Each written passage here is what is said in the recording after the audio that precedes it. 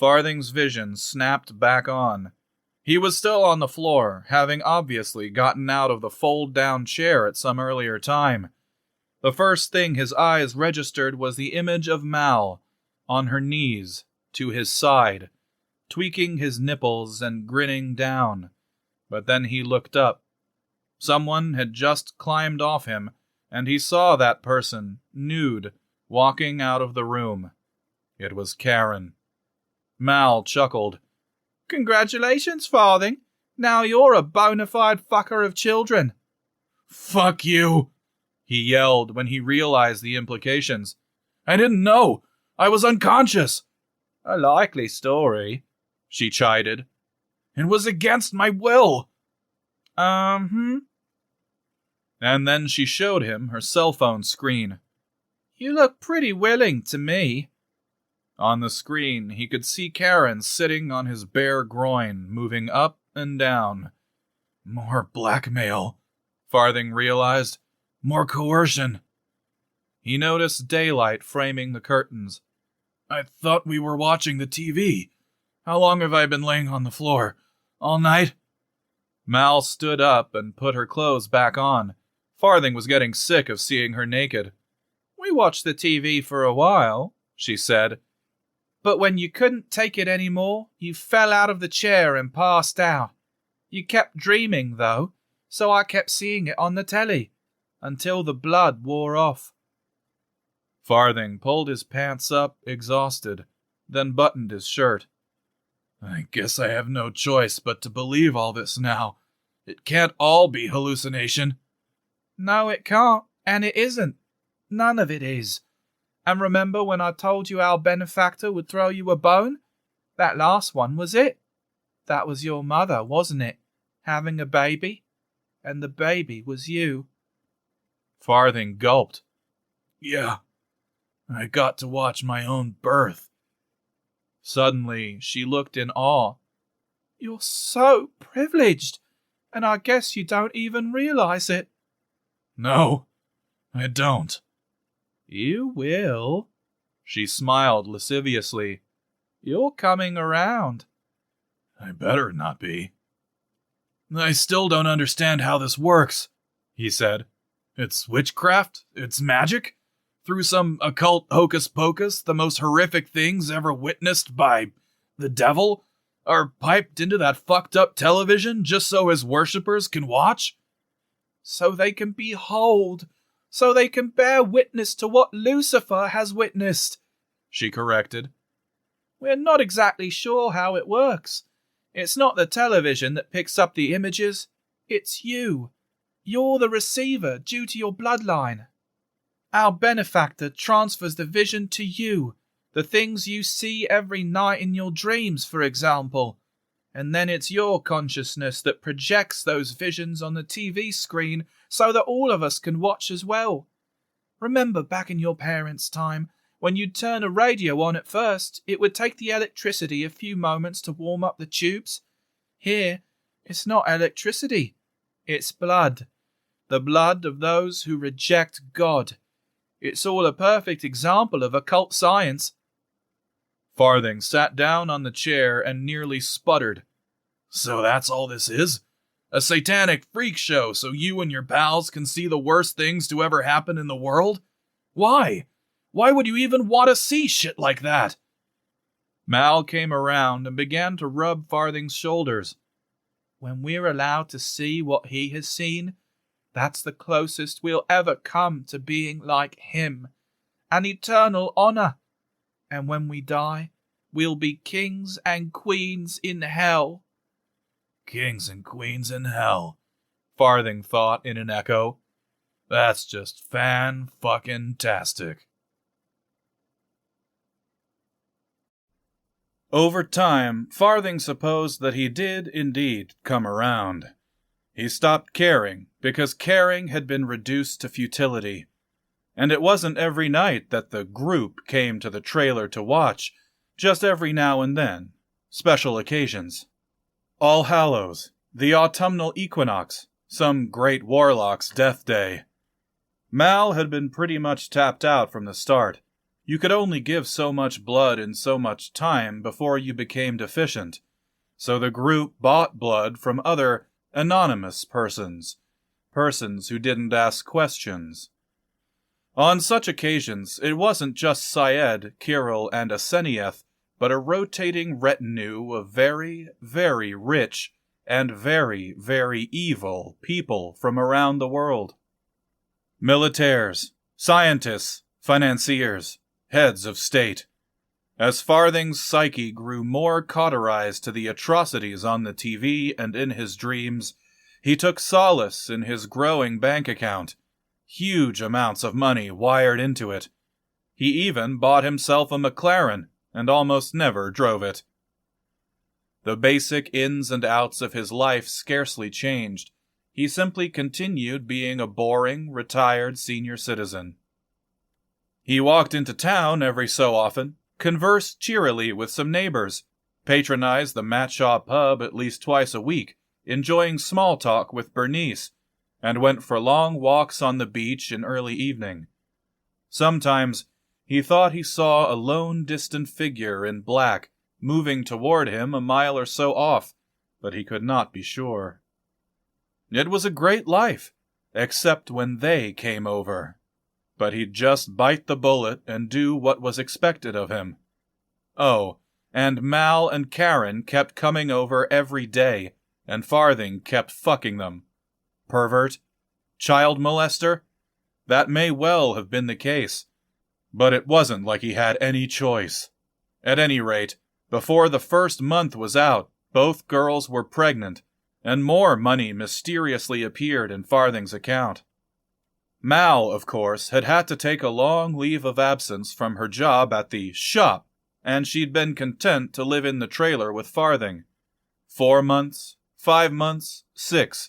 The more her belly enlarged, the lazier she became, until she'd reverted to the likes of most women from Farthing's past, a slouching, foul-mouthed freeloader. Intercourse was forbidden now. She could partake in no activity that might shake up the growing prize in her belly. However, she did bestow her oral experience on Farthing most any time he might want it. In fact, she even seemed heated for it, and always swallowed his sperm without hesitation. Once, she'd even said she felt thrilled to have "you'll come in my belly," as if he were a rock star. But to her and her group, he was far more than that. He was the one who could make the television come on. Little Karen, on the other hand, was rarely seen again since the announcement of her successful pregnancy. It could only be presumed that Karen had been withdrawn from school for the time being. What could possibly explain a 14-year-old with a basketball-sized belly sitting in 8th grade geometry class? Walter, that gargantuan one-eyed thug, stopped by on occasion to check on things, or, if not so much to check on things, to sodomize Mal when he had the fancy. No, intercourse was not allowed, but sodomy did not threaten the baby, so Walter had no qualms about having a go at Mal's backdoor butler. All poor Mal would do was grin and bear it. Walter also liked to play cards, and would force Mal to join him. "What's the bloody point?" she complained. "You always cheat." Farthing joined them one night, but only for a single hand of poker. He quit when he noticed that the cards were adorned with photographs of masked men having sex with dead children. And though the group only met periodically to watch the television, which, of course, required Farthing to chug a fair amount of blood, he was not spared the visual atrocity show delivered by his dreams, the worst acts ever committed by humankind. Einsatzgruppen and Sonderkommandos, before the war, would surreptitiously travel about Germany and round up the deformed, the disabled, retardeds, elderly invalids, and mental patients by the thousands, anyone determined to be a liability to the Reich. Then they'd be quietly trucked off to new care facilities. But alas, What really happened was that they were exterminated en masse, and either burned in woodland trenches or cremated. Once the war had started, these paramilitary members were specifically separated into brigades whose missions were to go from village to village and town to town in eastern Poland, the Ukraine, and Belarus, and murder all civilians, including women and children, so that the Reich's self-proclaimed Lebensraum, or living space, would not be tainted by Slavic genes. Einsatzgruppen troops, in fact, were at liberty to rape women and children as they saw fit, in order to dispel battlefield anxiety. More of Farthing's nightmares included much of the procedures of Imperial Japan's Manchu Detachment Unit 731, which set up research facilities in northeast China, where all manner of lethal experiments were conducted against captives, particularly babies, children, and pregnant women. These experiments included forced infections, chemical agent applications, and barometric pressure fluctuations. Pregnant women were vivisected alive and filmed. Many others were transfused with animal blood, or simply overfilled with human blood to see what happened. Subjected to controlled amputations, systematically exsanguinated, frozen, or boiled at indexed temperatures. Surgically flensed to determine how long they could live without skin. Brain transplants were attempted, or brain plugs were removed from one live subject and implanted into the live brain of another. Research from the facility was also principal in the development of aerosolized chemical and biological materials that were tested actively on more remote Chinese towns. After the war, the United States Office of Strategic Services offered amnesty to any Japanese medical personnel who agreed to report the results of their experiments, and cash payments were offered for written and photographic research records. Multinational Wagner Group mercenaries, armed by Russia, were paid to fight rebels who opposed the puppet government in the Central African Republic. These fine soldiers were deployed once to the town of Letele and ordered to make examples of the rebels. Their favorite procedure was to disembowel women and children alive and leave their eviscerated bodies in the streets for all to see. In no long time, however, hyenas in the surrounding jungle smelled the blood and invaded the area, eating every human being they could find, alive or dead, including some of the Wagner personnel. Illinois serial killer and pervert John Wayne Gacy liked to perform fellatio on his handcuffed victims and then put makeshift tourniquets on their necks. He would insert a pen beneath the rope and use it in a relief valve type process, tightening and loosening, over and over again, always staring directly into the victim's eyes. John wanted his pudgy, insane face to be the last image to register in the victim's brain when he ceased to exist. Then, John would sodomize the dead body and bury it in a crawlspace in his basement. Eventually, 26 bodies were buried there. Another famed serial killer, California's Edmund Kemper, whenever he had an argument with his overbearing mother, would pick up attractive hitchhikers, kill them, dismember them, and cut off their heads, and then have sex with the heads via an act called irrumatio. There was one head he was particularly fond of having sex with, and he kept it accessible for several days. Eventually, he murdered his belligerent mother and had sex with her severed head too. It was images such as these that Farthing was forced to see either on the old television or in his nightly dreams, and over time he began to feel as though his very soul were being marinated in chuckling, undiluted evil. His self-contempt was changing, spoiling, and he didn't care. Over time, a part of him began to feel impressed, even honored, as Mal had said, to witness the worst things ever perpetrated by mankind. Sometimes he even smiled as he watched the untold atrocities. By now, he knew that it was all true. He knew that these were indeed visions beheld by the devil, which meant that he believed in the devil. And if he believed in the devil, then he subsequently must believe in God. Hence, the choice of to whom to pledge his faith was before him, God or the devil. Farthing chose the latter. Months later, into winter, when Mal and Karen were the better part of 7 months pregnant, Farthing thought more intricately on what that really meant. It meant that his uncle's bloodline would carry on, and with it, the ability to continue operating the television, to purvey the visions of Satan to his most faithful clan.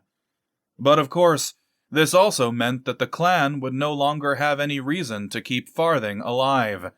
He'd be replaced by one of the babies he'd sired, and they would probably use Farthing's blood for the earliest activations, and, no doubt, they'd use all of it, till he was bone dry, and then get rid of his body.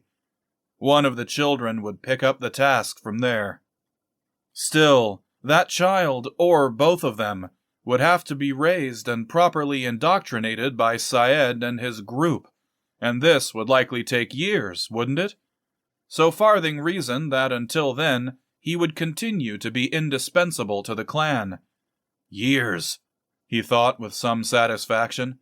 His life, and all its new-found diabolical trimmings, wasn't over just yet. Therefore, Farthing reasoned that he'd have as much fun as he could, and most of that fun involved the admission of his erection into Mal's mouth. Once, after she'd swallowed it all, he'd observed, "You must be sick to death of sucking my old cock." But she beamed in her response, "It's my job to keep you happy, and I love my job. It's a privilege." The transformation from what he'd been to what he was now couldn't have been more shocking. Unassuming and drab nice guy one day, and satanic preceptor the next. For his abilities, he was being treated like a king. Anything he wanted, they would give him. But in truth, all he wanted was to revel in his dreams, or watch the horror on the television. He'd even, to his eternal shame, come in Karen's mouth a few times, or spewed on her bulbous stomach, and his reaction was only this: "I just came on a pregnant 14-year-old stomach. Big fucking deal." They even said he could travel anywhere he wanted, as long as Walter went with him and he wasn't gone for more than a few weeks. But the desire, strangely, wasn't there. All that served his interests now were the monstrous images his ancestry allowed him to see. One clear winter night, Farthing sat outside in the fenced-in rear yard. He drank beer and gazed up at the moon and the spill of stars, shadowed by the copper globe that he understood contained Eldred's ashes. Some tropish statuary stood among the clumps of shrubbery and the empty bird bath, dead-eyed cherubs and prayerful angels with broken-off faces. Of course, there remained several black posts which supported empty flower pots, and now, as he nursed his ale, he stared hard at one such post, and he recalled one of his first nights at the trailer. He'd been convinced that a slender, dark-dressed man was standing there, staring back, but when he blinked out of the mirage, he found himself staring at nothing more than the black post.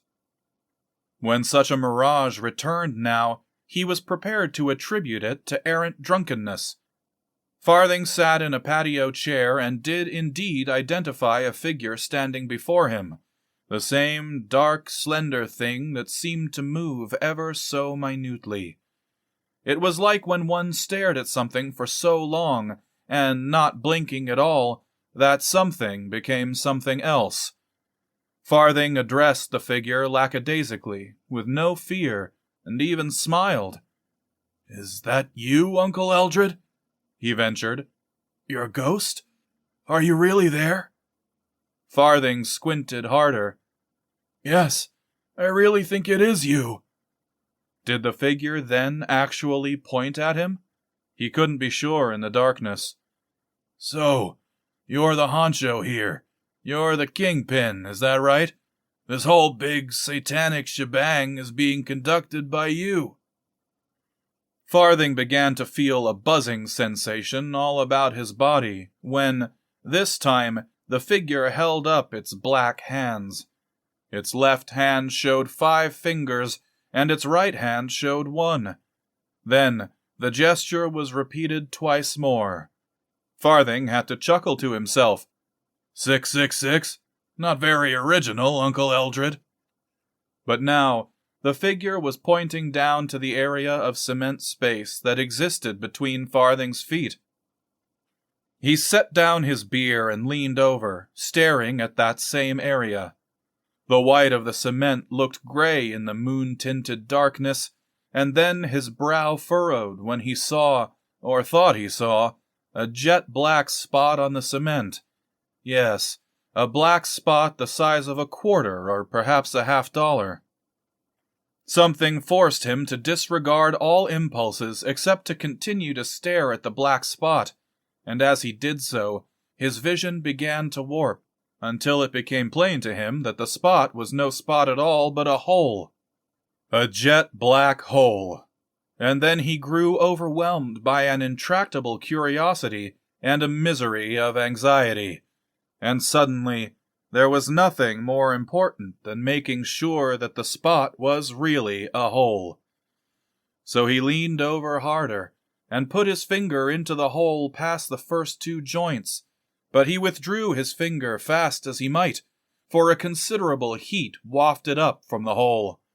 And next, he closed one eye and stared down hard into the unfathomable hole, and soon his vision began to sink deeper, and down into the seemingly incalculable depths of the impossible aperture. How deep was the hole, and what purpose did it serve? Where did it stop? Then he heard a scrabbling sound, and with that came a certainty that some macabre terror threatened to issue itself from the hole. And the harder and harder he stared, movement presented itself, upward movement. And as Farthing's breath caught in his chest, he began to smell noxious smoke. He saw that the movement was comprised of a figure with a face, a human face, and a charred one at that. Up, and up it climbed, faster and faster, as if its goal were not to escape its fiery confines, but to reach out and grab onto the oblivious, interloping head that leaned over the hole. When the appalling eidolon seemed about to emerge, Farthing fell forward, smacked his head on the cement, and fell immediately into unconsciousness. But not before he took note of the menacing figure's face. It was Farthing's own. Farthing awoke the next day sometime in the afternoon, in bed and with a raging headache. When his vision sharpened, he was shocked to notice a half-dozen people looking down on him, their faces all imprinted with looks of deep concern. There was Syed, Kirill, Asenieth, and Mal, plus another well-dressed elderly gentleman Farthing didn't know. "There he is," announced Syed, "back among us at last." "That's quite a spill you took last night," Mal suggested. "We found you sprawled out, flat on the cement, out cold and bleeding. But the doctors set you back to rights." "Mr. Farthing," said the unknown man, "I'm Dr. Lawrence. Your friend sent for me at once, and I had you transported to the hospital, where, I'm happy to inform you, we found that your head wound is minor, and you've not suffered any manner of fracture. I'm afraid you'll be groggy for a day or two, You see, you've suffered a slight concussion. But I think I could safely say you're out of the woods. Just take it easy next few days and call me if anything changes." And with that, the doctor put away his stethoscope, grabbed his bag, and left. "You gave us all quite a scare," Asenath said. "You must be very careful." "What caused you to fall?" Kirill asked pointedly. Farthing began, and then he thought back to the entire thing. What could he tell them? A hole to hell formed in the patio? "I'm ashamed to say," he said, "that I was a wee bit drunk, and I must have tripped. I'm terribly sorry to have caused so much trouble." "No matter that," Syed replied, then chuckled. "Just, please, be more careful in the future." Mal, fully dressed now and stomach bulging away, squeezed his hand. "Like the doctor just say, get plenty of rest. I'll be out here if you need anything, love." "Thank you." He did begin to feel better soon, so he took a shower and dressed. The throbbing beneath the bandage on his forehead had abated. In the living room, only Mal sat, sidled over on the couch asleep. Her fingers laced over the belly that contained Farthing's child. There was no sign of Walter. With nothing better to do, he went out the front door and walked around to the rear of the trailer, refacing the posts, the statues, and the shrubbery he remembered from last night. And there stood the chair that he'd sat down in when he fell over. In fact, there was a small smudge of blood at the place where he'd scraped his head. This was the first time he'd noticed that the back patio area was not covered by poured cement, but instead by square cement tiles. Why the notion occurred to him, he couldn't guess, but a moment later, he was rooting around in the cobweb-festooned garden shed, which he hadn't opened since he'd moved here. A gas-powered weed trimmer and canister of fuel, rakes, hose, a shovel, and various tools were the most obvious contents. He found an old paint scraper and a screwdriver, and was sitting right back in the patio chair from last night. The gap between the cement tiles was just wide enough to admit the edge of the paint scraper, and this he wedged back and forth with all his senior citizen might until a gap had widened large enough to stick the screwdriver in. From there, prying the tile up was the work of a minute or two. He lifted the tile away and was now looking down at something that had deliberately been secreted beneath, a green metal combination safe. "Somebody buried a fucking floor safe in here," he realized. Too many speculations were percolating in his head now. Had Eldred put this here and meant to conceal it from the group? Or had the group put it here? He had to find out, but now wasn't the time. It was broad daylight, and anyone might see him. At least the safe's presence provided a tidbit of intrigue. He instantly replaced the tile, an almost automatic action. If this indeed were a secret safe deposited by Syed and Company, he had to know why. And if the safe contained things that Eldred had wished to conceal from the entire group, well, that propelled a curious tangent, didn't it? Most of all, however, "I gotta find out what's inside," he thought. He moved the chair away from the tile, as if that would deflect suspicion that he'd been prying into business that was not his own, and stashed the screwdriver and scraper in a bush, then moseyed around the lot to seem nonchalant. Brief glances at the windows told him that no one was spying on him, and then he felt a bit ludicrous letting his paranoia go that far. While walking around the front, he espied the cat lady, who was followed, as always, by a queue of cats. "Hi, how are you today?" Farthing attempted a greeting, but she only looked over at him, grinned, then continued on her way. "Great talking to you too, bitch. I've seen you naked, by the way." Without forethought, then, he walked into town and, as it were, passed a shop whose glass window read Hawberk & Sons, licensed locksmiths, which reminded him again of the combination safe hidden beneath his patio tile. Maybe I'll be calling on Mr. Hawberk soon, he thought. Either that, or he'd have to look around and see if Uncle Eldred might have jotted down the combination somewhere, if indeed it had been Eldred who'd planted the safe. It seemed unlikely that a man in his 90s would be able to commit something like that to memory. At least, Farthing couldn't. All his passwords were scribbled on index cards taped under his desk. Still, Farthing felt a nearly implacable desire to find out what was in that safe. Next thing he knew, the cowbell was ringing, and in he walked to the Matt Shaw pub. No conscious impulse, except perhaps alcoholism, had steered him here. "Oh, my favourite Yank, back again!" Bernice greeted, and had a beer poured for him without asking. "So, what happened to ya? Some bird's angry husband get the best of ya?" He touched the fat bandage on his forehead. Nothing so interesting as that. I got drunk last night and fell over." "Well then, this here'll put you on proper footing," she said, and slid the beer to him. "Haven't seen you in a while. Been away?"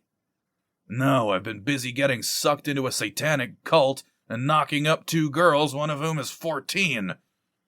Just puttering around the new place." "Liking it, are ya?" "Yes, I do," he lied. "Everyone is so nice, and the park is so quiet. In America, I wasn't used to that. Where I used to live, a night wouldn't go by that I didn't hear gunshots and sirens."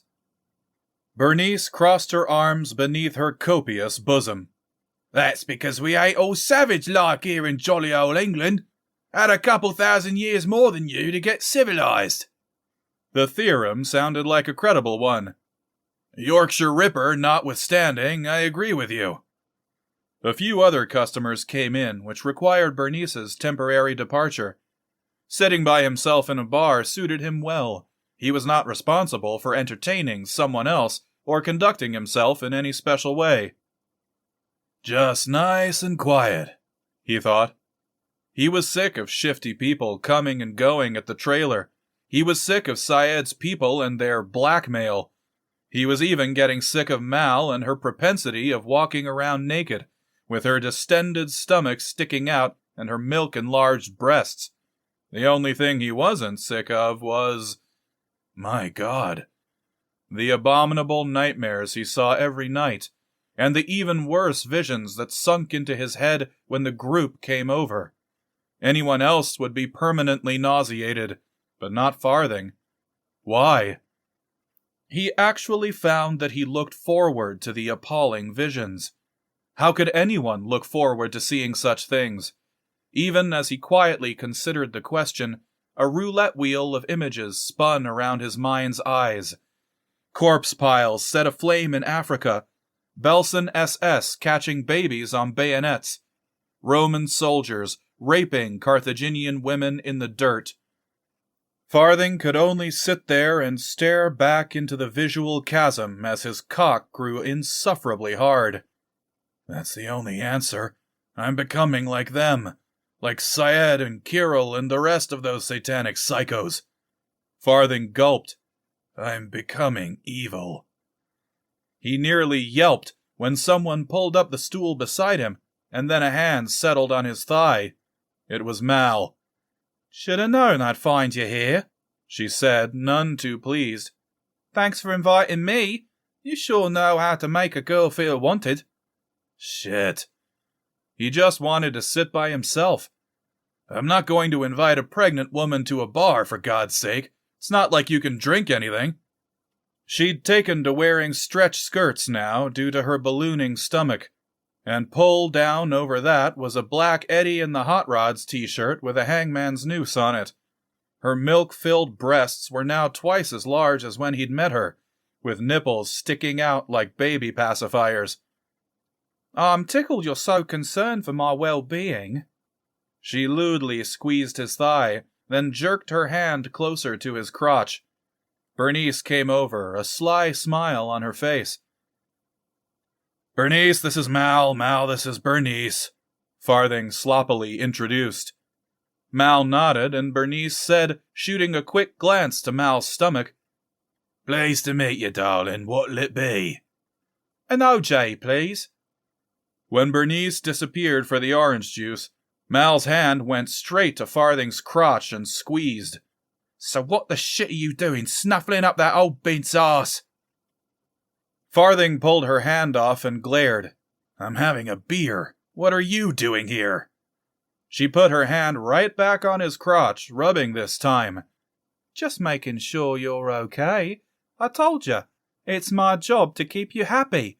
I'm perfectly happy without your hand on my junk, he whispered.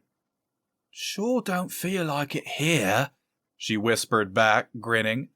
Sure feels like there's something hard in here that might need tending to. He pulled her hand off again. I'll wank this right here and now under the bar top, and that big tit bitch won't care. Shit, I bet that water buffalo's jerked off hundreds of blokes here for a couple quid each. You shouldn't even be out, he snapped back, then glanced at the bulbous belly. Your stomach looks like an overcooked Jiffy Pop. Mal smirked. A what? You look like you could drop any minute. Do you really want to do that in a bar? She laughed just as Bernice reappeared and sat down the orange juice, cocked a brow at Farthing, then walked away again. Relax, love. I ain't due for another month, and don't change the subject. Next time you fancy a bit of a walk, you take me with you. It's safer. Farthing winced. Safer? Why? Well, you're no spring chicken, right? You could get confused and get yourself lost. You could fall down and break your bloody hip. Fuck you, he muttered. I'm not that old. Yet. We should leave this fucking outhouse and go back to the trailer, so's I can take care of you, proper like. No, I'm enjoying my beer, or trying to. He swallowed a gulp, then grimaced at a thought. So, when's your group meet again? It ain't my group, love. Those twisted nobbins are your group. I'm just the hired help. The satanic baby factory, you mean? Mal chuckled. So answer the question, Farthing went on. When do I have to turn that goddamn TV on again? The solstice, she said. You know, only on the special days. Farthing rolled his eyes. Great. When's the fucking solstice then? Tomorrow?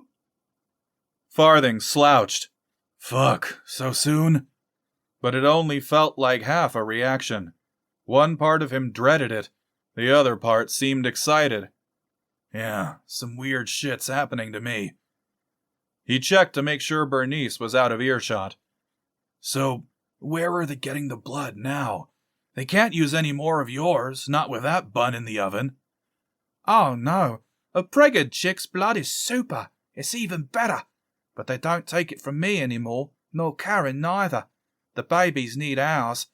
They just go out of town a bit and buy it from homeless rummies and the like. Homeless rummies, Farthing repeated. Fantastic. And I have to drink it. And I guess it's going on 3/4 of a year you've been doing it. I'm surprised you haven't started slipping. Farthing looked at her, annoyed. Slipping? What the hell are you talking about now? After you do it enough times, and your brain gets used to it, and your spirit too, then you'll start to... But then her words trailed off, and she made a smug smile. No, best you wait. You'll know when it happens. Eldred said slipping was his favourite part. Anger flashed. Farthing grabbed her arm and was surprised by how hard he squeezed it. No, tell me now. What do you mean by slipping? She looked at his hand, gripping her. That hurts, Farthing. I didn't think roughing up birds was your style. He released her arm, but his anger flared harder. What's slipping? She let out a deep breath. It was Eldred who told me all about it, she began. And giddy as a schoolboy he was when telling me. After your psyche gets attuned to things. Attuned? Yeah, love. Your psyche, your spirit, your soul, whatever you want to call it. Whenever that gets used to what you dream and what you see on the telly, then you start to kind of slip into it. Farthing, ever more impatient, ground his teeth. Slip into what? She leaned over, whispering more lightly. Whatever it be you're dreaming or watching on the screen. Eldred says it gets so you're not really watching the stuff anymore, but you're doing it. Doing it with your own 2 hands. Farthing seemed to hold his breath, thinking about that. Not watching. Doing. What would that be like? Would he even be able to stomach it? Eldred told me, first time it happened to him, he were watching on the telly some evil bloke dropping some women and kids into a well hole. And then he and some other fellas started dropping manhole covers on top of 'em. And before the vision was over, it was Eldred himself helping toss in them manhole covers. Another time, he said, he was watching Inquisitors or some such. In Spain, he thought, jabbering in front of these 3 naked witches tied to stakes. And next thing he knew, Eldred was in the vision. And it was he himself putting the torch down to the kindling and setting fire to them 3 women. Said he could see their skin blacken right afore him, could hear 'em popping and crackling, and he said he could feel the heat on his face watching them women twitch. Farthing tried to picture that and compare it against all the evil, horrid visions he'd seen over these past months. Nausea started to rise, but then went back down again, and he could feel his erection pulsing in his pants. Then he looked down at her stretched belly, then at her bare legs, then at her nipples sticking out under the t-shirt. Liking what you see? Mal coyly asked. He left a heavy overpayment on the bar top. Let's get out of here. Your body's fucking killing me. Oh, is it now? Finally starting to appreciate me, are ya? In a few beats of his heart, he was no longer himself. He just wanted to fuck her, and he didn't want to putter around. He said a haphazard goodbye to Bernice, grabbed Mal's hand, and practically pulled her off the stool. What's with you all of a sudden? She asked, amused. He grimaced when the daylight hit him in the face, but then that same daylight seemed to darken, as though some clouds passed over. He looked up. There were no clouds. The sudden darkening must be in his mind. In here for a minute, he said, and pulled her into a narrow alley. He grabbed her hand and forced it down his pants. Then he pressed her against a brick wall next to some stacks of delivery crates and began to knead her breasts. She must have liked it, because she took in a deep breath and rose on her tiptoes. Then she did it again when he slipped one hand up her skirt. It was no surprise she was pantyless, and began to finger her. Her clitoris felt hard as a jelly bean. His free hand came off her breast and grabbed her throat, squeezing. Feel up my cock for shit's sake. You're not exactly a novice. Semi-shocked, she did as ordered, fondling his balls, squeezing his erection until wet dots appeared on his pants. She was staring at him now in a vicious lust. One hand squeezed her breast. It began to leak milk into her black shirt. He squeezed harder, till she winced, and then his other hand refound her throat and squeezed so hard her face began to pinken. The effort made him madly hard. Limey cunt, he thought. I should choke her out. Fuck it. Why not? Just kill her and put her out with the rest of the trash. Finally, she reacted and forced his hand off her throat. What the fuck's wrong with you, Farthing? I don't mind things a little rough, but fuck, you should see your face. You look like you wanted to fucking kill me. Do I? He ignored her and continued fingering her. 1 finger, 2, then 3. I'm gonna fist you. See if that doesn't tamp down your sass. No, she squealed in a whisper. You could break my water. You'll fuck up the kid. I could shit care less about the kid, he said, and put in a 4th finger. I hope it's born with flippers. Probably will be from all the drugs you've taken. Her eyes were daggers now, sinking into his own. What the fuck is wrong with you? His hands squirmed just outside of the slick slot. Was he really going to put his entire fist in her? She began to lurch against him. Farthing, if I lose this baby, those people will fucking kill me. That's not my problem, he grunted, but he called his own bluff and took his hand away, only to push her down on her knees. You said your job's to make me happy? Well, make me happy. And he took his erection out and grabbed a handful of her multicolored hair. Suck that. Get it good and wet. He pushed it into her mouth, began to hump her face right there with her big stomach sticking out and the back of her head against the bricks. He wanted to come right down her throat, because that's all her throat really was, a drain for errant seed. And that's all she was, a container for his use. He was about to push his cock all the way to the back of her throat and choke her, but reneged at the last second. The cunt would probably bite me, then I'd really have to kill her. She looked winded and cross-eyed when he pulled her back up. Were there actually tears in her eyes? He hoped so. For pity's sake, she said. It's broad daylight. Someone's gonna see. Does it look like I care? He pushed her shirt up, put a nipple in his mouth, and just sucked. Sweet, hot milk sprayed against his tongue. Then he spun her around so fast she squealed. He pushed her cheek and stomach against the brick. That compulsion kept flaring back, to choke her, hard, to wring her fucking neck, and make that baby drop. Is that what would happen? If the bitch died, would the baby just fall out? Would the dead womb eject it?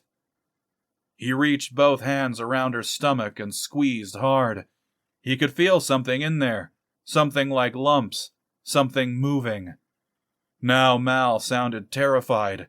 Farthing, you're being too rough. In response, he buffeted the side of her bulging stomach with his fist. You're insane! Stop it! Every time you say something, I'll hit that big belly harder. And then he hit it again. Hearing her sobs only hardened his cock even more. He crooked his head over, let a large glob of spit fall directly from his mouth into her ass crack, pushed her buttocks open, and sunk his erection unhesitantly into her anus. Mal tensed all up, still sobbing. At least have the decency to warn a girl first, you prick. Decency doesn't seem to be on the menu today, he thought. The sensation was delectable, almost electric, her rectal canal spasming around his cock as it banged in and out. That's it, he muttered. That's it, you cunt, you fucking cum dump. She squealed again at another hard twist of her hair, and next, he was cringing, his cock emptying its orgasm deep into her bowels. Yeah, and that smug little Karen bitch'll be next. I'll bust that 14-year-old pussy up and make the kid retarded. I'll fuck her so hard the kid'll think it's in a washer machine. Only two raw emotions filled every fiber of Farthing's being now, lust and hatred. He felt glowing with it. When the last spurt of semen made its exit, Farthing pulled his cock out and shoved Mal aside. She stumbled and fell over, but Farthing didn't care. He pulled his pants back up, was about to refasten his belt, but caught himself looking down at her, and all that was in his head was a blind, sick rage. He could see himself kicking her in the head, kicking her in the belly, stomping her. Next thing he knew, he was reaching for his cock again. He wanted to piss on her, too, piss all over her, then yank her head back and piss more in her mouth, really finish off her day on a good note. But then, just like a pencil being broken in half, he snapped out of it, and that dark tint in the sky brightened. Everything that he'd just done flooded back into his head, to his horror. What have I done? Holy shit, I just raped her. He couldn't have rushed over fast enough to help her back to her feet. She was wobbly and still teary-eyed. Mal, holy shit, I'm sorry. Here, let me help you. She gagged, blindly swinging her fists at him. God damn you, you sick shit. She pulled her skirt up to squint at her pubis, checking for blood. If I lose this kid, I swear I'll kill you before they could kill me. I'm sorry, he kept pathetically repeating. I'm sorry. And then he grabbed her and hugged her. She stiffened up at first, then relaxed. I guess that's what I get for agreeing to do this shit for those fuckers. Farthing stroked her cheek. I'm sorry, Mal. I don't know what came over me. I do, she said. Mal pretty much collapsed on the bed when they got back to the trailer, curled up into as much of a fetal position as her physique would permit. She was fast asleep. Fucking A. Farthing was still shocked at himself, now more than ever, as he stared down at her wide-eyed. He tried to wonder what life was like for her, and he didn't like the thoughts that returned. Shitty family life, if she even had an intact family. Shitty childhood, exploitation and sexual abuse from an early age. The same old story for so many. No dreams of the future, nothing to ever be happy about. Just Johns and dirty old men and God knew what else. And then along comes me, beating the shit out of her, and fucking the shit out of her. Just what she needs. Especially when she's 8 months pregnant. How the hell could I do that to her? He supposed he knew, but just hadn't quite made the self-acknowledgement. This fucking trailer. That fucking TV. And Syed and his group of psychos. It was insinuating itself into Farthing, seeping into his blood and his psyche. All thanks to my fucking Uncle Eldred, a devil worshipper. With Mal dead asleep and no one else in the house, Farthing thought it safe to go out to the backyard. There was still the matter of that safe hidden under the patio tile. So back Farthing went to the area where the globe was and the garden. The lawn chair remained where he'd left it, and when he sat down, he looked about and listened for signs of others. Finding none, he bent over, retrieved the paint scraper and screwdriver, and had the cement tile prized out in only moments. He tried the safe handle, but of course it wouldn't open. Fuck, what did I expect? He dialed in the trailer's street address on the combination knob, then Eldred's birthday, and nothing. Then a notion slammed into his head, as if by an exterior force. Wait a minute. He recalled last night's mirage, or alcohol-induced hallucination.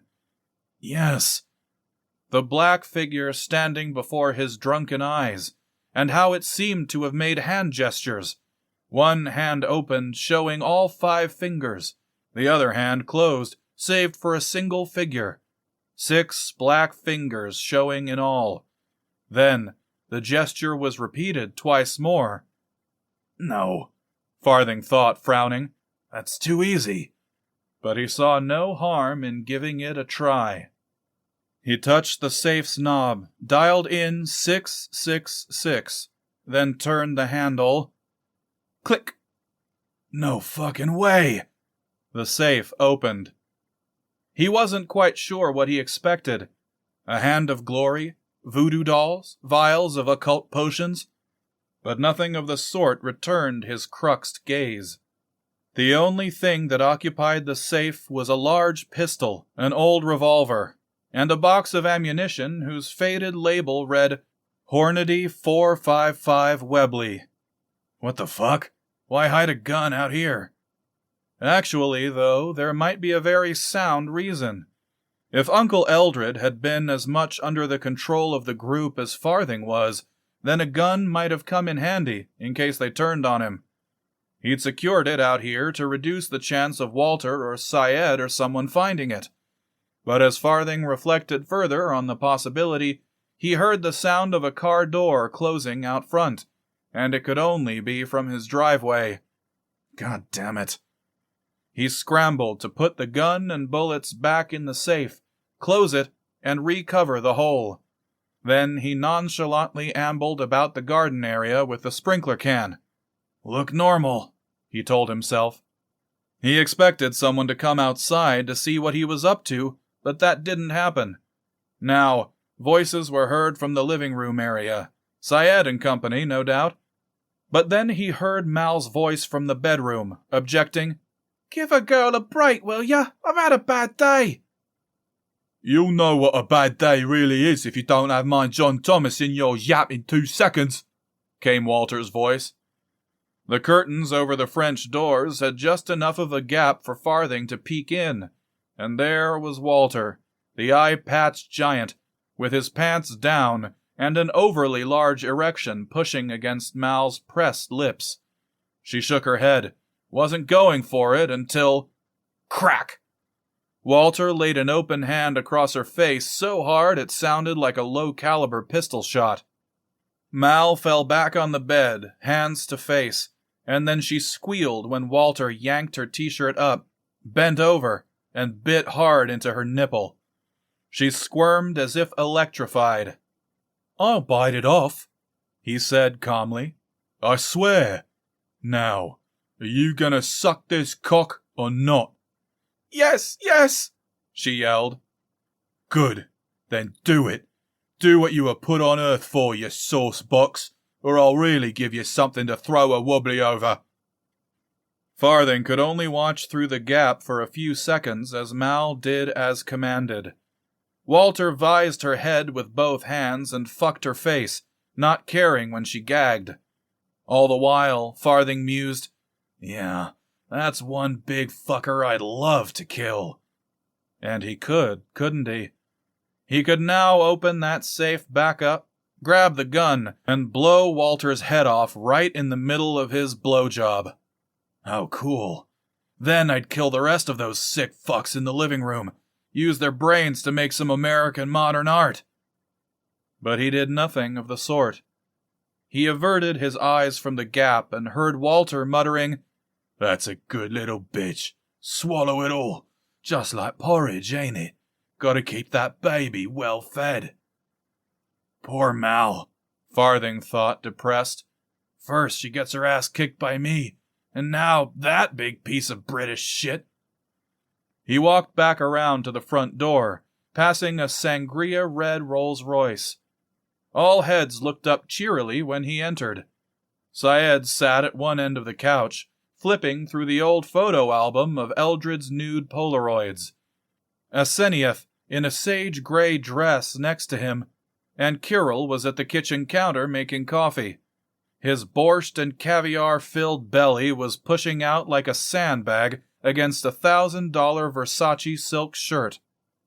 "Ah, Mr. Farthing," Syed greeted. "So nice to see you. I hope your minor head wound hasn't been too troubling." "I'm too drunk to feel it much," he said, then brushed past Kirill and got a beer out of the fridge. Syed chuckled while Asenath glared right at Farthing's face, then his crotch through narrowed eyes and a vulturine grin. Sit, please," Syed said. "We must talk." Farthing sat down in the armchair. From this angle he could see Asenath's bare pubis, because she had just uncrossed her legs, the folds of the vulva very apparent. "Sharon Stone, you ain't," he thought. "Is that a pussy or a Turkish delicatessen?"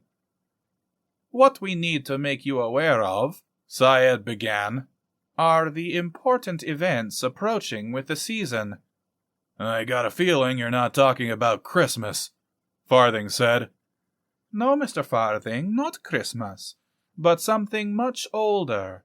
Older than Bethlehem and Babylon, older than Knossos, older than human history.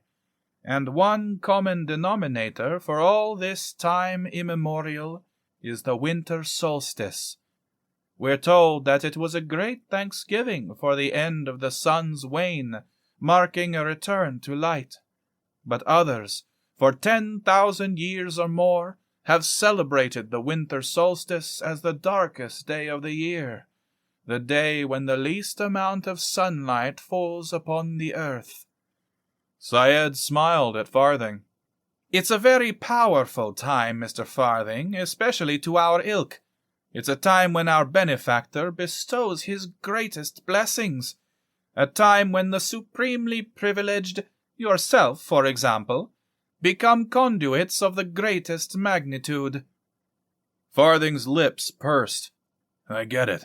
The winter solstice is party time for you and your crew, and I'm gonna have to turn on the TV so everyone can get their jollies. Syed rolled his eyes. I suppose that's as good a way of putting it as any. But I'd think that after all this time of acclimation, you'd be a bit more enthusiastic. Whether you like it or not, you are one of us now, and I think you may be starting to enjoy the visions far more than you're letting on. Farthing's cock still tingled in his pants. Maybe I am, but so what? I know you've got me under your thumb. I'll do the shit you want me to do, and I know I don't have a choice, so there's not much to talk about, really. Just tell me what time tomorrow to be ready. Syed gave a satisfactory nod. Dusk. Got it. Farthing rose, then went back outside. He supposed to spend the rest of the day drinking. Many beers later, he dragged himself to bed. He flopped down right next to Mal. She was murmuring in some somnambulistic turmoil. When he opened his eyes to stare at the dark, he thought he detected movement at the farthest fringes of his vision, and when he closed them, he saw a background of some dark color he couldn't describe, but eventually letters formed, squiggles and slashes, warped geometric shapes, and the tiniest rune-like sigils. Some wholly unconscious urge made him press his groin against Mal's ass, which his cock had already marauded once today. He yanked the seat of Mal's skirt up, baring her buttocks. His hardness returned at once, but there was no lust in it, only revulsion at himself and a nausea like motion sickness. In fact, the idea of sodomizing her again made him feel utterly suicidal, for he knew these desires did not come from him. They came from somewhere or someone else. He was being manipulated, and he knew it. His erection raged again. He got it out, was about to spit on it and stick it back in Mal's ass, but bit his lip till he bled, and masturbated instead, spewing all over her buttocks and the backs of her thighs. His orgasm felt cringingly potent, perhaps the most ecstatic of his life, but when it was over, he felt completely empty. He felt like someone alive in a deep-buried coffin. He almost felt like a puppet whose strings were being pulled by some maniacal, grinning thing only half corporeal. He could even hear a faint gusting sound, like a drift, an almost inaudible laughing. At last, his consciousness slid into sleep like a disease insinuating itself, a virus dragging him down into sickness, and once sleep had established itself. You are Dakuri, and you are the senior prefect for the court of Tiglath III, one of the greatest kings of the Assyrian Empire. The king looks on from his high throne of gold and onyx, dressed in multi-layered tunics flecked with jewels and a crown of staggered gold stems. You step forth and bow to your king in the great shining marble room. Soldiers in battle dress flank either side, bearing fiery torches. The king nods to you and smiles. As senior prefect, you are also the court's executioner, and executions in ancient Assyria are always preceded by some of the first methods of systemic torture.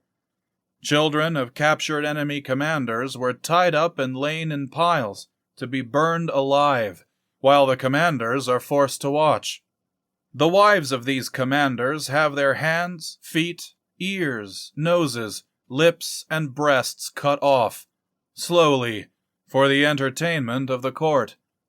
Then, the commanders themselves are skinned and dissected alive, after which diviners, called excipitrists, toss the intestines on the stone floor and read the king's future in the glistening configuration. As the king's favorite prefect, you, Dakuri, have perpetrated all of these tortures and many, many more. No one knows for sure, but some scholars cite the Assyrians as the inventors of the simple head crusher.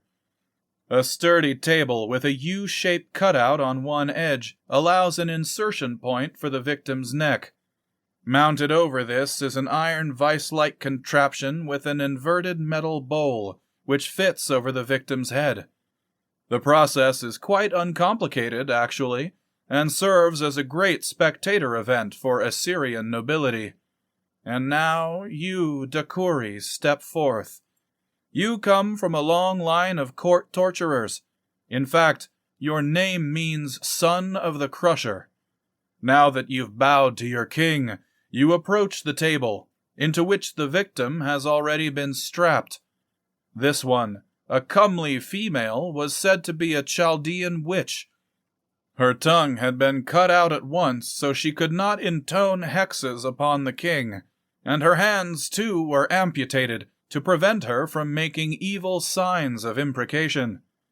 For a month or two she's been passed back and forth between the many barracks of the king's bodyguards.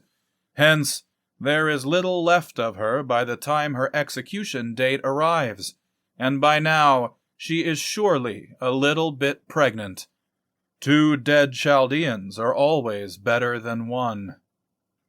You jam her neck forward and reel down the bowl till it fits over her head. She shrieks and jabbers at you, for those are the only noises she can make now. You grab the wheel and turn it fully once, and this locks her head in tighter. Another turn and the tabletop catches her chin, then another, and her shrieks reduce to whimpers because her teeth are beginning to crumble as her jaw is driven up into her top teeth. Now your cock is really hard, and you know it will get harder still with every further twist of the iron wheel. The idea is to extend the process as long as possible, in order to keep the prisoner alive the longest, and hence feel more pain. Another twist, and her lips buckle and her neck bends to the left. Now you turn the wheel in shorter increments. Her body is convulsing now, and a piping, whistling sound escapes her throat. The little bit of water in her bladder empties and collects on the floor. Even this mundane process excites you.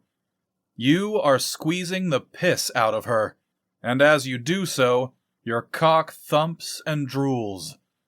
Several more minuscule twists of the wheel, and you hear that rewarding sound. Not a crack, not a snap, but a semi-muffled thunk. The sound of the witch's skull experiencing its first buckle. But she's still jittering there, still convulsing, and after a few more cranks, the major sutures of her skull begin to part, and the head slowly collapses.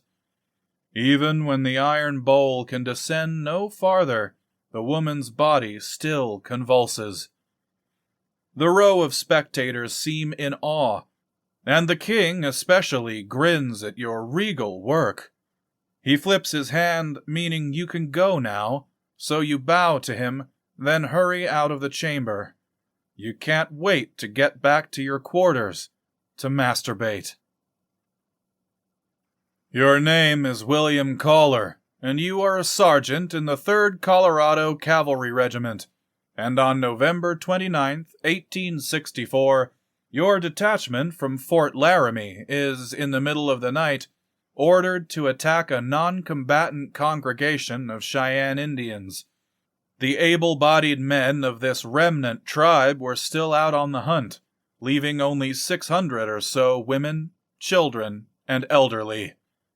It's almost a medieval scene when your mounted platoon arrives.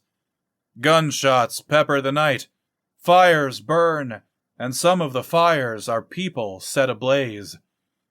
When you and your men dismount, one of your privates exclaims, "Sarge, it ain't but just squaws and kids, babies even. What do we do?" "Kill 'em all," you reply. "That's an order from Colonel Chivington himself. These Injuns broke a treaty they signed with the 54th and bushwhacked 100 of our men, and a couple of wagon trains. But the private looks aghast and tells you, Sarge, I don't think these are the Indians who did that. These are... You look a young man right in the eye and say, Are you disobeying a direct order from the colonel? No, Sarge. Good. Then kill every Injun you see. Squaws, kids, all of 'em. Or it's 40 lashes. Orders are orders, you think. And just be grateful you're here instead of fighting the Johnny Rebs. And with that, you draw your Colt 1851 revolver and blow the head clean off of a Native American woman trying to flee the field. Everywhere you look, Indians are fleeing. None of them have guns. Several old women with tomahawks and old trade axes attack a squad of dismounted troops, but are mown down in a hail of 36 caliber bullets. God damn, you think, watching troops cut down teepees to let more mounted troops trample them, most of which cover women and children. Muzzle flash and gunfire do not relent as screams sail across the scene like wind. Eventually, the chaos begins to fade, and there's not much left alive. You see multiple Native American women dead on the ground, many with child-heavy papooses on their backs. The bullets went through the babies and into the backs of the mothers. Old men lay dead or dying, gargling blood. Your men are not modest. They don't hesitate to drag an attractive squaw off into the shadows to rape. All you do is walk around and stare. What else can you do? Orders are orders, you think. You help yourself to some jerky you find in a demolished teepee, but then the platoon commander, Lieutenant Norton, grabs your shoulder and excitedly says, "Caller, come on! There's money to be made over there!" And then you follow him to a patch of scrub beyond the fires, and you see rows and rows of dead Indian children laid out as if for inspection. Several troops are methodically scalping these children with broad-bladed bowie knives, and it is then that you notice not all of the children are dead, yet their scalps are flensed right off their heads just the same. Some are even babies, their hairless scalps whisked right off as well. Norton grins at you. "Blade up, caller, 'fore it's all gone. Quartermaster knows some fellas who are buying chillin' scalps for 20 apiece." "20 apiece?" you exclaim. "That's crazy." "Maybe, but it's true. They sell 'em to collectors in Denver, Carson City, them places." Norton whips out his own buck knife and starts scalping a little Indian boy, cutting around the ears so they stay connected. "More money if their ears are still on," he says, and then he gets back to cutting. "Well, shit my drawers," you think. "I just know this fucking army shit'd pay off someday." Your own bowie knife glints in distant firelight, and you scalp 6 kids in a row, lickety-split. 3 little girls and 3 little boys. And figuring how to best keep the little ears connected is easier than you thought. Then you think, what in blazes? That 6th child, a little girl, is still alive. Oh, well, ain't nothing I can do about that, you realize, and keep cutting. While you're feeling up the dead young woman named Linda in the woods, you think back rather dismally to the one last month. Was her name Joni? Or no, Karen? You can't remember. You snuck into her basement bedroom, broke off a bedpost, and bashed her in the head with it. Then you tried to fuck her, but it wouldn't work. Were you too nervous? Your cock just hung there like a little tadpole, and you imagined, though the front of Joni's head was bashed in, you imagined that she was laughing at you, laughing at your impotence. Well, fuck that, you thought. And you decided that if you couldn't fuck her with your cock, you'd fuck her with a bedpost, and you made a great job of that. It tore her insides up but good. And you got the last laugh anyway, because Joni somehow survived, but as a brain-damaged invalid. That's what you're thinking about when you're doing the job on this next one, Linda. You'd seen her at Dante's, drinking with her fussy girlfriends, and you knew at once that you had to have her. You followed her home, waited till everyone was asleep. Then you broke in through the side door and bludgeoned her. Hard, but not enough to kill her. Bold as brass, you carried the bitch out to the car and drove her up the mountain road to the woods. And that's where you choked her out, stripped her, and played with her body. You fingered her, plied her dead breasts, tongued her dead mouth. You hadn't been this excited since that 8-year-old girl you killed and raped when you were 14. The little girl on your paper route. But you couldn't have this one laughing at you. Not Linda. So you cut off her head with a DeWalt hacksaw, and propped the wide-eyed head up so it could watch you fucking the body. This time, you were already rock hard when you sank it in, and it was a delicious feeling when you came in her. But those orgasms were much more delicious when you returned over the next days to fuck her corpse some more.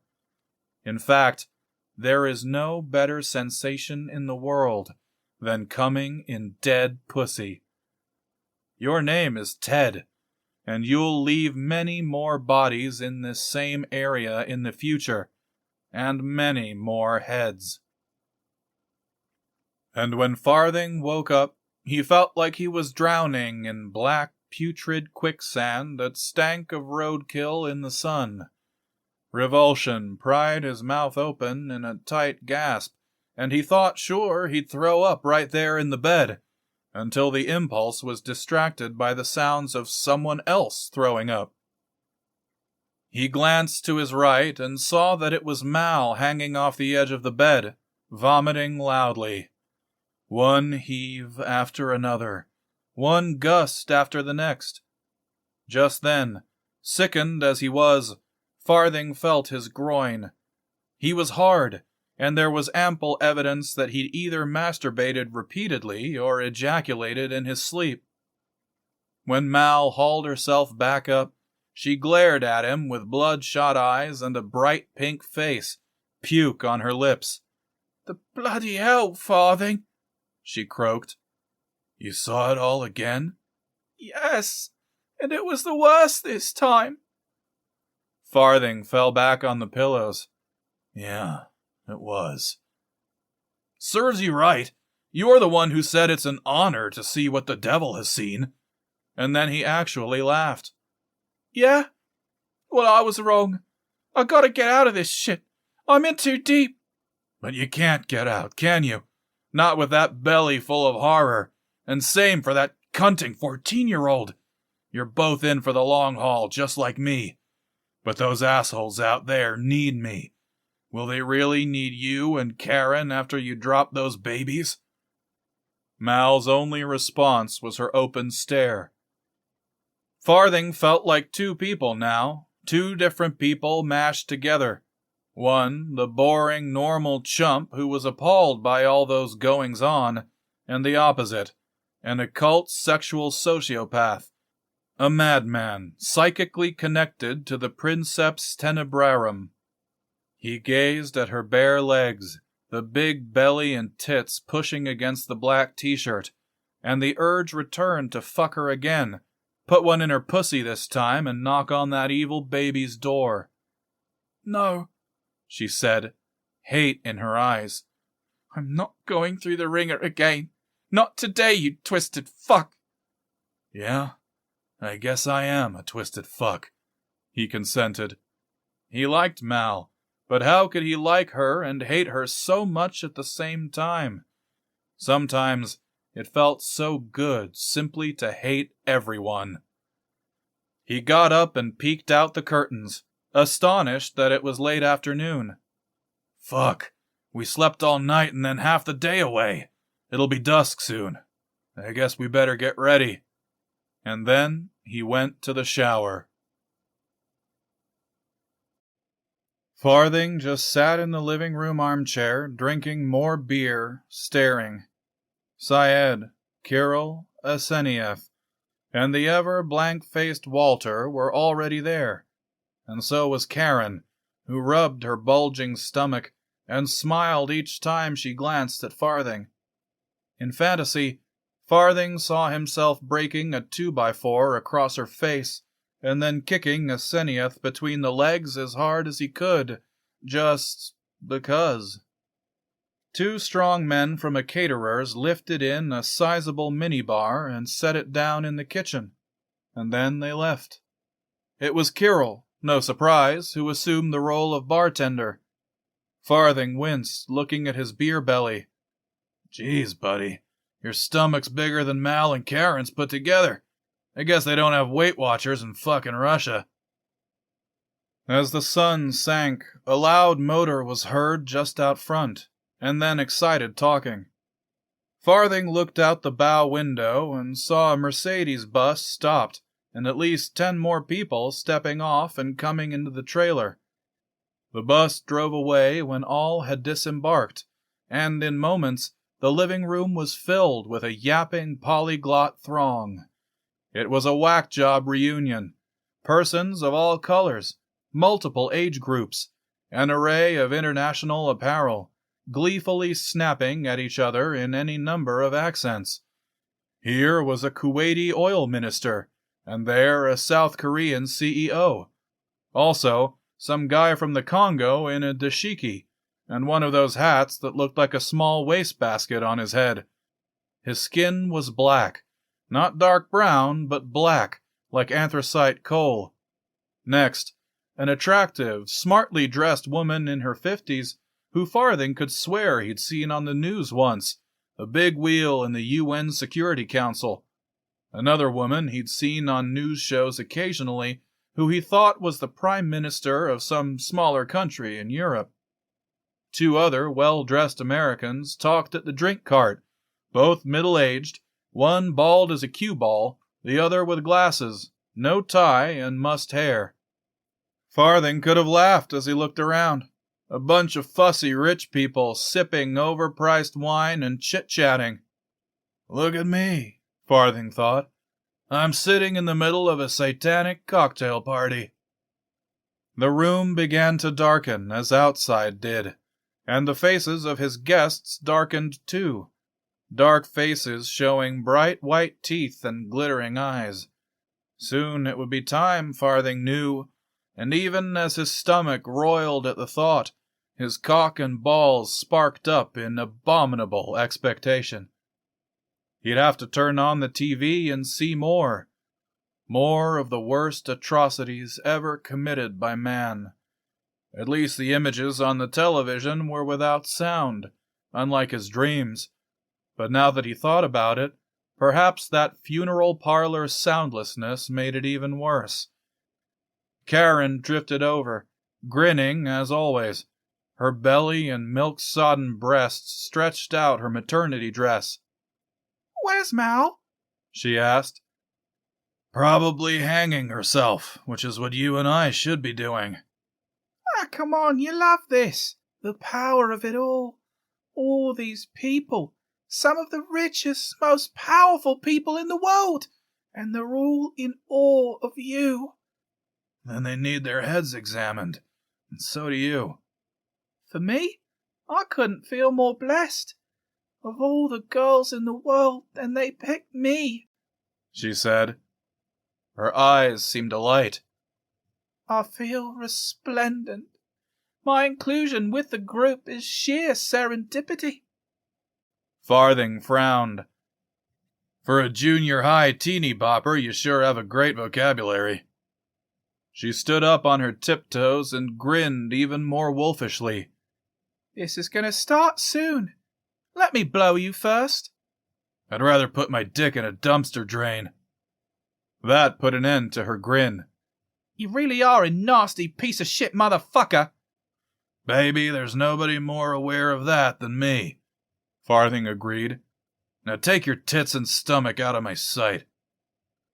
A little later, Syed looked at his watch and interrupted in a loud voice, Friends, by the grace of our benefactor, it's time. Walter came up behind Farthing, grabbed his shoulder, and nudged him toward the back room. The others finished their drinks and followed in a sudden silence that was somehow echoic and ghastly. Farthing knew his place by now. He sat down in the metal chair before the old television. Everyone else stood behind him. The room was packed. Syed stood just before the television, facing the congregation like a reverend in church. On this darkest and holiest of nights, my brothers and sisters, we gathered to behold yet again this great miracle and the proof of our living Lord. Silence. Then the congregation in unison asked, "Shall we have it?" Syed responded resonantly, "Thou wilt." "Shall we amass wealth and be envied?"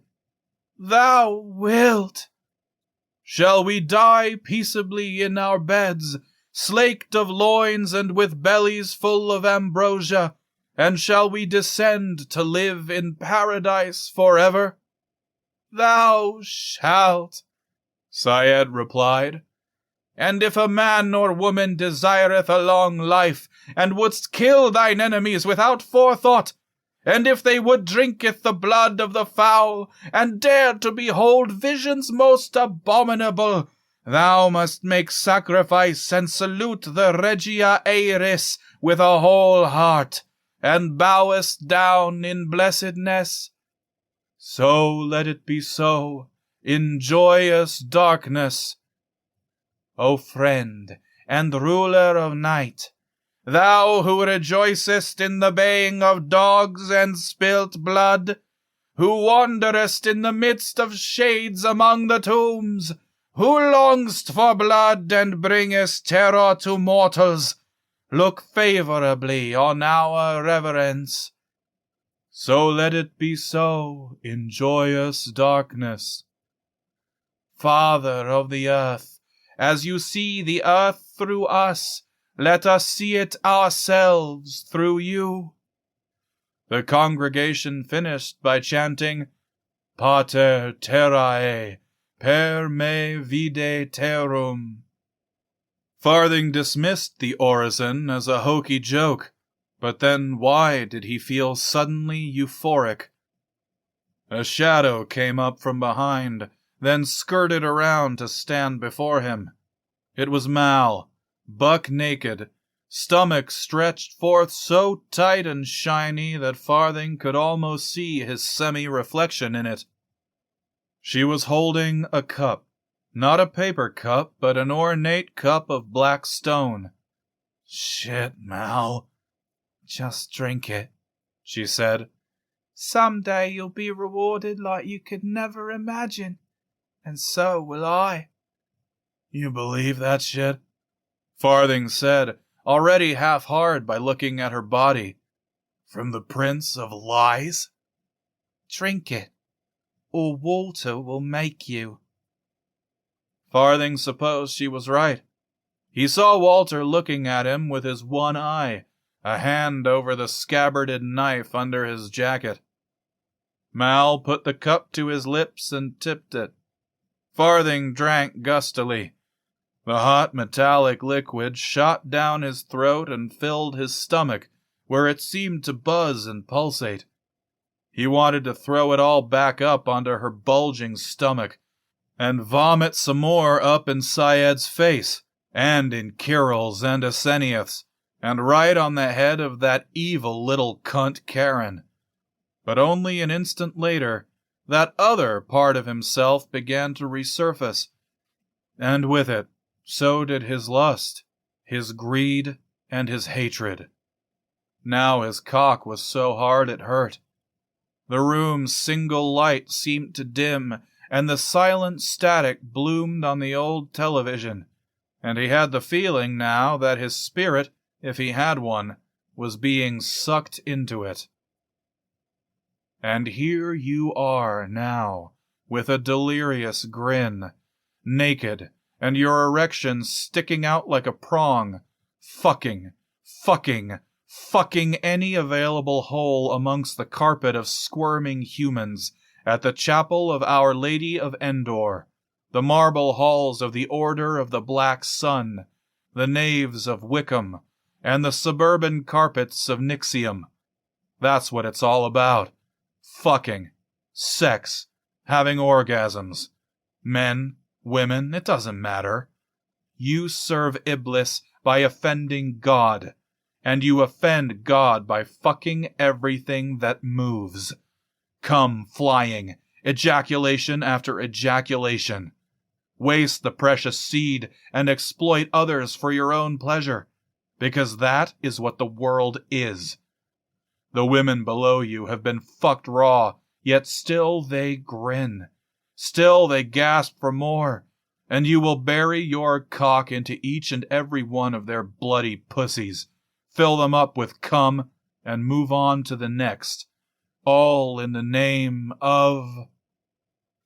And then you are dragged off, as if by a handful of hair, as if through a black tarn.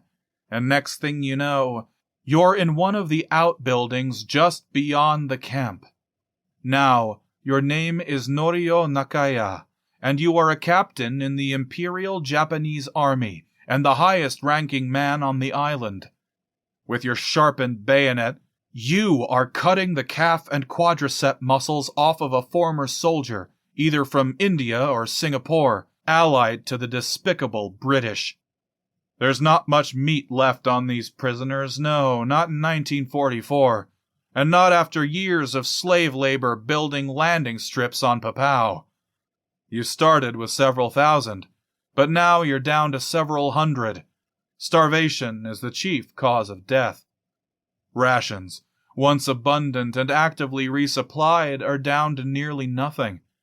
In the past, each prisoner was allotted a pound of rice flour every day, as well as several ounces of dog meat or fish, and some vegetables when they were procurable.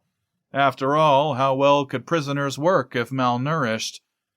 But now that the tides have turned, you have had to cut prisoner rations down to 3 ounces of flour, and that was all, and even that won't last much longer. You and your squad of guards have no choice but to eat the meat of prisoners who are no longer strong enough to work. Each day you pick a few who look least likely to live much longer. You drag them to the outbuilding and cut the meat off their bones while they're still alive. They scream loud and hard, and you want that. You want the prisoners in the camp to hear the screams. And when you begin cooking the meat, which has an aroma like roast pork, you want that smell to drift across the camp so the starving prisoners know what's happening. You also cut out the hearts and livers and cook those as well. The liver is especially important, and it tastes better than anything else. Throughout history, the patricial Japanese believed that the liver was the organ that contained courage and loyalty, and the heart contained the soul, and that the greatest demonstration of victory is eating the flesh of your enemies. Well, you don't know about all that, but you do know that if you don't consume enough meat every day, then you will not be able to fulfill your obligation to the Emperor. So you eat. And you eat with a smile of gratitude on your face. Every now and then, the gods reward you for your diligence. Downed American flyers wash up on the island. They're strapping and healthy, and you put them to work. But always take one aside, so you can cut off all that delectable muscle meat and fill your bellies. Now you're eating more human flesh, but your name isn't Norio Nakaya. It's Jeffrey Dahmer, and you're really off your rocker. Though you tried to eat one victim's dick once, it wasn't very good. Your favorite part is the bicep. To you, The bicep is what makes the man most attractive. It's the symbol of his masculine strength, and that's what you want in you, so that he is not forgotten, so that he is not relegated to oblivion. Just as you've read in books, it tastes pretty much like the meat of a pork chop. All your men are beautiful, and they try to escape when they can, and that's the part that hurts you. Why don't they want to stay? For your whole life, everyone has left you. In the future, when you're caught, people will think that you like killing them, but that's actually the part you hate. Several times you drilled holes in their skulls and put stuff in the holes. Acid, a few drops of boiling water, carpet nails, because you thought that would sort of lobotomize them and take away their desire to abandon you. Little do you know, you are actually engaging in an ancient practice called trepanation. People in olden times would have holes cut into their heads to relieve headaches, because they thought the headaches were caused by evil spirits, and those evil spirits would leave through the hole. Well, in that case, maybe you should just drill a hole in your own head. You like to jerk off with their severed hands, or cum on their dead body parts. You don't precisely remember the first time you sucked a dead man's cock, nor fucked a dead man's ass, but you do remember the power of it, and the comfort, knowing that they would not abandon you. Favorite thing to do in the field is ordering your men to smash the knees and ankles of your captives, mostly women, children, and old men, to drag them screaming into the church, and to chain the doors shut. Then your underlings set the church on fire, and you and your men sit down on the ground to watch. It's like a picnic. You are a child rapist named Oscar de la Vanga, and you have been released from prison. Ironically, Veldsheim concentration camp, thanks to the influence of your old NSDAP friend General Berger. It is Berger's idea to form special penal combat units to unloose in Poland and Belarus, and to slaughter civilians who might join in local resistance activities. Berger chooses you to command this first brigade that will become famously known as the De la Vanga Brigade, and you are promoted to the esteemed rank of SS Oberführer. Quite an achievement for a child rapist. Uniquely, your brigade is composed of hardened criminals released from incarceration on the condition that they'll kill for the fatherland. They're mostly poachers, psychotics, murderers, and yes, more child molesters. The idea is to exterminate civilians in these subhuman outlands, especially children, before the degenerates can mature and reproduce to make more enemies of the Reich. So there you have it. You go from scum of the earth to decorated SS commander in charge of helping fulfill der Führer's order for proper living space for true Germans. And now you have carte blanche to fuck and kill every little girl in Eastern Europe. Burning civilians alive inside churches is one pastime activity while in the field, but when you're on a weekend pass, your favorite thing to do is kidnap a young girl, strip her, and rape her repeatedly. When you can't come any more, you inject her with 0.5 milligram of strychnine and just sit back and watch, fondling your exhausted genitals as the girl first begins to vomit uncontrollably, voids her bowels, and then goes into catastrophic seizures. Her back and legs arch to an impossible degree, her eyes bleed, her hands and feet cramp into fists, and her jaw clamps shut so hard her teeth break. Then she begins to spasm into a repertoire of cringing poses. Doctors have told you it's like a full-body Charlie horse that can't be relieved, and you delight in the idea of inflicting that much pain upon a child. Best are the facial muscle cramps that draw the face into an insane, grinning rictus. Eventually, most victims die, because the throat muscles close off the airway, and those that don't, you hang with piano wire.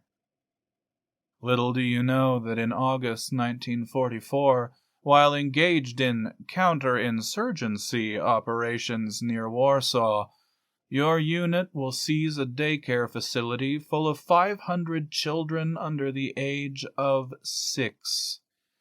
You order them all killed, but only with blunt objects and rifle butts, because you need to conserve ammunition. And you do similar things in Slovakia and Hungary. For your gallant service, you are awarded the Knight's Cross of the Iron Cross, and the SS Sturmbrigade Dirlewanger will be credited with murdering at least 40,000 civilians. Name is Willie, but they call you Rat on the cell block because you have a shitty-looking little ponytail type thing hanging off the back of your head that looks like a rat tail, and you're balding, and your eyes are disturbingly close together due to remnant inbreeding in your hereditary past. Though you'd committed many crimes before the age of 25, theft, burglary, assault with intent to kill, and especially child molestation, you somehow managed never to get caught. Even more miraculously, at about that age, you are hired as a night shift janitor in a maternity hospital. Of course, they background check you, but you pass with flying colors. There are multiple baby wards in the hospital, each with a nursing station where there is always someone, usually a CNA, making rounds of the ward 24/7 and checking any outbursts of crying, even in the middle of the night. But in truth, her main task is to change diapers, and your main job is to wheel the sack down to the laundry when it's full. You suppose it's that sweet aroma of baby feces that does it. It really gets into your head and gets your cock leaking. It makes you hard, and you always have to jerk off after taking a sack down. And you don't think about any of those cutie pie CNAs. You think about the babies. Sometimes you daydream and actually remember things from a long time ago. Can people remember things that happened back when they were 3 or 4 years old? Well, you're sure you can. And you remember how your stepmother hated to hear her babies cry. She had 2 of them, one 6 months, one 1.5 years. But you were a good little boy and never cried. She'd tell you so many times. At any rate, you remember sitting in your high chair and watching her grasp each crying baby's head in her hands, and then she'd shake that head so vigorously that the head and her hands blurred, and she did it to each baby's head for several minutes, and suddenly their heads would just loll on their necks, and they'd stare upward open-mouthed, and she'd use an eyedropper to give them whiskey, too. And between that and the head shaking, they'd never cry again. And you had a pretty good idea why you never cried as a baby either. So when you get older, you hear about it and read about it. Shaken baby syndrome. It warps their soft skulls and bruises their brains and causes all kind of mental problems and learning disabilities when they're older. In other words, it fucks those babies all up for the rest of their lives. And you like that idea, because you know you got all fucked up too. One of your neighbors is a drug dealer named Kip, and when you say you want to buy stuff to make people fall asleep, he sells you this stuff called Doxepin. Just put a quarter of one of these caps in their drink and they'll be out for an hour or more, Kip promises. And this is something you've been thinking about for a long time. Katie always works mid to 8s on D ward. She's pretty and has big tits, and you can see her nipples through her white top a little bit, but you don't really care. Willie, she says, as she has many times, could you get me a coffee from the automat? And get something for you, too. Sure, Miss Katie, you say. Cream and sugar, right? Yeah, thanks. You take the offered money and leave, and get to the automat quickly without looking conspicuous. You get her coffee, drop in 1/4 of the powder from the pill, and put in the sugar and cream. You taste it with your finger and detect nothing. You buy yourself a bag of chips. When you deliver her coffee, she lowers her voice as she talks on her cell phone. Maybe she's talking about you. You know you're a little funny looking, but you could care less. Probably a boyfriend she's talking to, someone she's fucking. Maybe she'll get pregnant, have the baby, then you can fuck that baby up too. But you let the fantasy go. You've got work to do. You disappear and mop the main hall. Then you look back at the nurse's station, and there's Katie, face down on the desk. You're inside the ward in a heartbeat, shaking babies' heads as fast and as hard as you can. One after another after another. Shake, shake, shake, shake, shake, shake, and on until you fucked up all 20 babies on the ward. They'll be mentally retarded. They won't be able to talk right or learn right. You beam proudly at yourself when you think of what you've just done. And now you're gonna do it all the time. You're gonna fuck up as many babies as you can, just like the world fucked you up. Miss Katie, you say, tapping her shoulder an hour later. Wake up now. What? Huh? She murmurs and brings her head off the desk. You fell asleep, but don't worry, no one saw. Aw, shit. She looks up at you pleadingly. Please don't tell anyone, Willie. I'd get fired.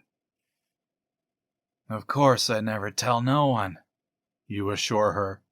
See you later. Then you push your mop cart away to the next ward. You'll do the same thing various times on various wards for the next year, fucking up a couple 100 babies. But alas, no party lasts forever, does it?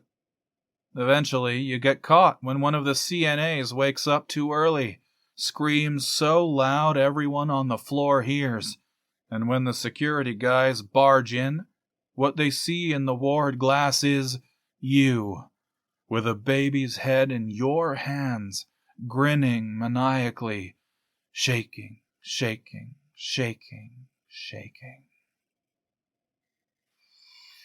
Feels like Farthing is throwing up diarrhea, his eyes bugging, and he has the sense of falling as if he'd been holding onto a rope off a great precipice, and then that rope was cut. Falling is falling, traversing in the air, hair flying. Are those gunshots he hears? Are those screams? His memory is pitch black and percolating, bubbling like hot tar. But then images begin to surface with each popping bubble. Dirlevanger, Dahmer, the Indian massacre and scalping party, and on, everything Farthing was forced to watch on that infernal television and was forced to show others. He knows full well that a world with things like that in it is no world for him. But finally there is some solace. He can end it all by blowing his head off with that big pistol hidden under the patio tile, can't he? The last black bubble of tar pops, and he sees not the defective madman named Rat shaking all those babies by the head, but, oh, fuck this. I'm punching out. Himself, Farthing, grinning insanely and shaking those babies by their heads and damaging them, fucking them up, demonstrating Lucifer's perfect distillation of evil. And then, tears in his eyes, he stops falling, and he is lying on his back in a narrow bed, staring up. He tastes puke in his mouth, and his stomach is convulsing, and his ears are ringing, and... Epilogue. There he is, the man of the hour. came a snide male voice in a British accent. Farthing didn't know where he was, but he wouldn't have to wonder long before all would be made clear to him. He could hear his eyes click when he blinked, and his ears were distantly ringing. When he sat up, collected himself, and looked around, he realized he was sitting up on a metal-framed cot-like bed in a room made of shiny cinder blocks. Next to him was a stainless steel toilet and sink, and the front wall of his cubicle was made of iron bars. The snide Brit, of course, proved to be a uniformed detention officer. When Farthing's train of thought began to unclog, he snapped, "What am I doing here?" "Oh, gonna play that card, eh?" The guard smiled, tapping his foot. "Pretend to be crazy? The devil made me do it. I heard voices. Well, maybe that works over the pond where you're from, but it doesn't take over here. You're in Bevseg right now, but we'll do everything we can to get you into the mainstream prison population. Fellas like you get quite the pranging in general pop. Won't take long before your arsehole's big enough to park a double-decker in."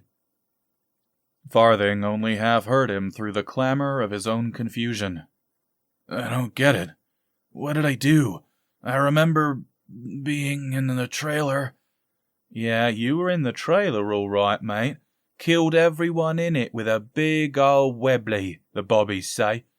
Then you dumped petrol from the garden shed all over the bodies and inside. But," the guard laughed out loud, "you couldn't find a bloomin' lighter. Can you imagine that?" Farthing sat upright on the edge of the cot, his mind ticking. Did I really? Did I kill them all? "Please, tell me exactly what I did." "You pulling me leg?" said the guard. "Guess not, but sure, I'll tell you. First, you shot 2 billionaires. That's right, billionaires. Some guy from one of them oil countries, Kuwait or Emirates or some shit, and one of them Russian oligarchs docked his £100 million yacht at the fucking Burnstow marina. You shot one in the crotch, and the big bullet went right through and through the other one too. They both bled out on the floor. Then there was some ex-con with an eye patch. You shot him in his good eye, you did. Put his brains all over the walls." Farthing didn't remember. Syed, Kirill, and Walter. He'd fantasized about killing them, hadn't he? But why couldn't he remember? "Wait a minute," he rushed. "The Turkish woman, Aseniev? Did I shoot her too?" "The defense minister? Kind of a looker." Another laugh from the guard. "You sure did. You bent her over the couch and shot her right in the pussy. The bobbies say the bullet came out her mouth. That's a piece of work, that is." Farthing's shoulders slumped. "Wow, I guess it's all true." If there was one thing Farthing could genuinely see himself doing, it would be shooting that vulture Aseniev right between the legs. Fuck, I'm in deep trouble. "So, tell me something, mate," asked the guard. "It's everybody's guess. What's a couple of billionaires and a Turkish defense minister doing with the likes of you in the bloody retirement trailer?" "You won't believe me," Farthing answered. "Want me to tell you anyway?" The guard grinned. "Sure." "They came to watch the television." "Did they now?" "Not the big television in the living room. The old one in the back room. See, only I can turn it on." I see." "And these people I killed, there were a bunch more there too, but they must have left after the show was over. I can only keep the TV on for as long as the blood lasts." "Of course. That doesn't sound daft at all." "They're all Satanists. Some kind of a global network, I think." The guard held out his palms. "And there you have it. Mystery solved. It was a satanic network what made you kill them people." Another jolt of alarm. "Wait a minute. Did I destroy the television? Please tell me I destroyed the television." "All right. The bobbies who brought you in, they did say something about a telly in the back room. Oldest telly they ever seen, they said." "Did I destroy it?" The guard amusedly shook his head. You tried to, mate. You dumped petrol all over it and everything else. But like I just told you, you couldn't find a lighter. That's what I call paralysed from the neck up. Fuck. So, what's the big deal about the telly? Farthing couldn't resist smiling at him. It only shows the worst atrocities in the history of mankind. How's that for an answer? Well, mate, you think that one up all by yourself? Good luck with that one in court. Then, something slammed in Farthing's head. Oh my God. Mal and Karen. I didn't kill them, did I? There's no way I would have. Them two birds who was preggo? The guard nodded slowly, grinning. Killed 'em both. Shot 'em right in the stomach. I mean, tell me something, mate. What kind of man shoots pregnant women in the stomach? Farthing instantly buried his face in his hands. No, I couldn't have. And one of 'em was 14, they told me. A fucking child. Yes, sir, you get my vote for Man of the Year. So I killed Mal and Karen and the two babies. Suddenly it occurred to him why he would do such a thing. To end Eldred's line. To make it so no one would ever see the shit on that television again. With both babies dead, the line ends with me. And, come to think of it, I'm glad I had the balls to kill those other evil fuckers. But you did get a speck of luck from somewhere, the guard went on. You'll only get one infanticide conviction. See, the 14-year-old's baby lived. Bullet never even hit it. Went under its chin, they said. It miscarried right as the first responders was coming in, and they saved it. God be praised, eh? Farthing stared into cinder blocks. He seriously doubted that God had anything to do with it. And you lucked out even more, continued the guard. The UK ain't all savage-like, not like the US. We abolished the death penalty way back in the 60s. Now, you ask me, we ought to bring it back for blokes like you. Death by wood chipper, I say. And I'll be the first to volunteer pushing the button. The guard sighed. Oh, but I guess it's better for you to just do life. Worst thing to be in stir, mate, is a baby killer. Those fellas, they'll fuck your asshole inside out, they will. And I hope you like the taste to come, 'cause your life's about to become an all-you-can-swallow buffet. Terrific, Farthing thought, and I guess that's that. The guard left, chuckling. At least Farthing didn't feel bad about killing Syed and his scumbag friends. It had to have been the television that pushed him over the edge. The last fiber of anything decent left in him took charge and did the job. But it was too bad about Mal and Karen. He'd actually kind of liked Mal. Might as well make the best of it, he thought in the tinted darkness. And at least I'll never have to watch that fucking television again.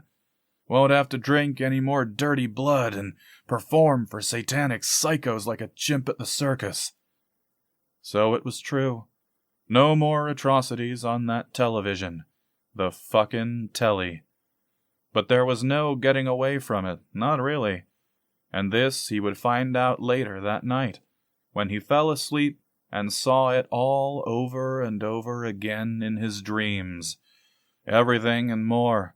Every horror the human mind had ever dreamed up and ever would, every night, for the rest of his life. Not all that much later, and not all that far off. Quite a few very expensive automobiles pulled up in front of an opulent suburban house and stopped. From every car, an assemblage of remarkably well-dressed persons disembarked and proceeded for the front door. Was a baby heard crying inside? Perhaps. Not long afterwards, a delivery truck backed up into the driveway. The rear door slid open, and then a bevy of sturdy young moving men carefully lifted something out of the back of the truck. A very, very old television set. End. This has been The Television, written by Edward Lee, narrated by Rain Corbin. Copyright 2022 from Madness Heart Press. Audio right held by Madness Heart Press. Audible hopes you have enjoyed this program.